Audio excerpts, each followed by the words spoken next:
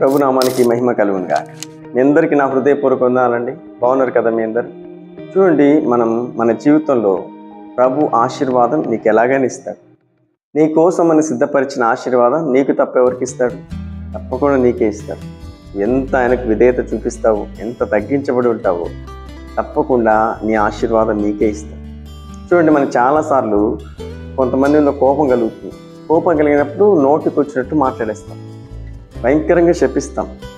Bible ఒక మాట మీకు చూపిస్తాను. రోమా రాసిన పత్రిక 12వ అధ్యాయం 14వ వచనం.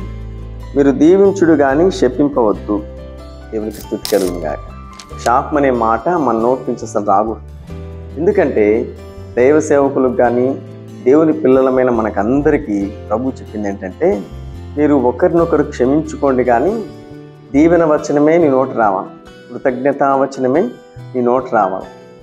నీ నోట్లోంచి శాపవచనం, వాడు నాశనం అయిపోవాలా, నేను ప్రార్థన చేస్తే వారి కుటుంబం ఏమవుతో చూడండి అని మన ఇప్పుడు నోట్ నుంచి ఆ శాపవచనాన్ని ఎప్పుడు రాకూడదు. ఎలా ఉండాలి తెలుసా? ఎవ్వరు నిన్ను ఏమన్నా, ఎంత కృంగదీసినా, ఎంత నేను భయంకరంగా మాట్లాడినా నువ్వు ఎలా ఉండాలంటే, దేవుడు నిన్ను దీవించునుగా కానీ మాట నోట వచ్చే మనసు నీకు ఉండాలి. చూడండి, బాలాక్ అనే రాజు ఈ యొక్క బిలాం దగ్గరికి వెళ్ళాడు. వెళ్ళి, ఇశ్రాయేలు జనాంగం బహుబలమైందిగా నా ఊరి మీదకి వస్తూ ఉంది, నువ్వు దీవించేవారు దీవించబడుతున్నారు, శపించే వారిని వారు శాపం పొందుతున్నారు.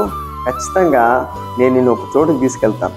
అక్కడికి వచ్చి ఆ జనాలందరూ నువ్వు శపించాలంటే ఫస్ట్ నేను అలా చేయను, ప్రభువుకి అలా ఇష్టం లేదని చెప్తాడు. కానీ నేను చెప్పిన మాట ఏంటంటే, నీకు ఘనతనిస్తాను, మంచి బహుమానం ఇస్తాను, నీకేం కావాలో కోరుకో అన్నప్పుడు నీకు ఒక మనసు కలుగుతుంది.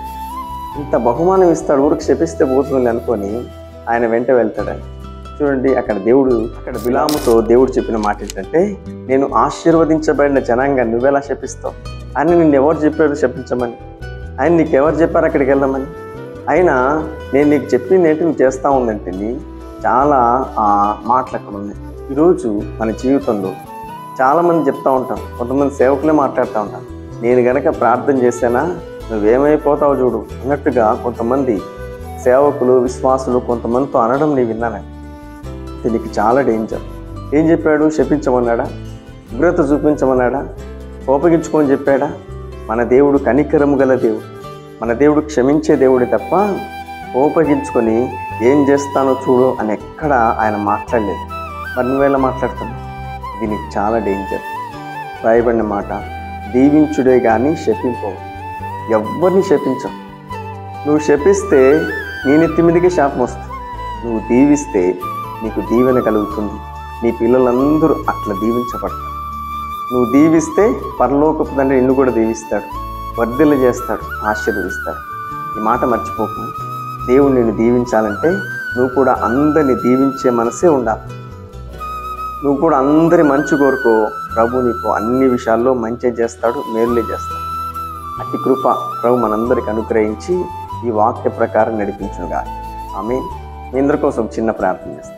మహాపరిశుద్ధుడా, మహిమగల దేవుడా, నీకు స్తోత్రములు నాయనా. ఈ మాటలు ఉంటున్న ప్రతి బిడ్డలు ఎప్పటికీ దీవెన వచనమే ప్రతి నోట వచ్చినట్టు సహాయం చేయండి. కృతజ్ఞత వచనమే మాట్లాడినట్టు కృప చూపండి. ఏ ఒక్కరు శపించే మనసు కానీ, దూషించే మనసు కానీ, హేళన చేసే మనసు కానీ ఎవ్వరికి లేకుండా తొలగించి ఈ వాక్య ప్రకారం చక్కగా నడిపించమని యేసు నామంలో ప్రార్థిస్తున్నాం పరమ తండ్రి. ఆమేన్. వీడియో చూసిన ప్రతి ఒక్కరు లైక్ చేయండి, షేర్ చేయండి, సబ్స్క్రైబ్ చేయండి. మీకు తెలిసిన వారందరికీ వాక్యాన్ని పంపించండి. ప్రభు నిన్ను, నీ కుటుంబాన్ని దీవించునుగా. ఆమేన్.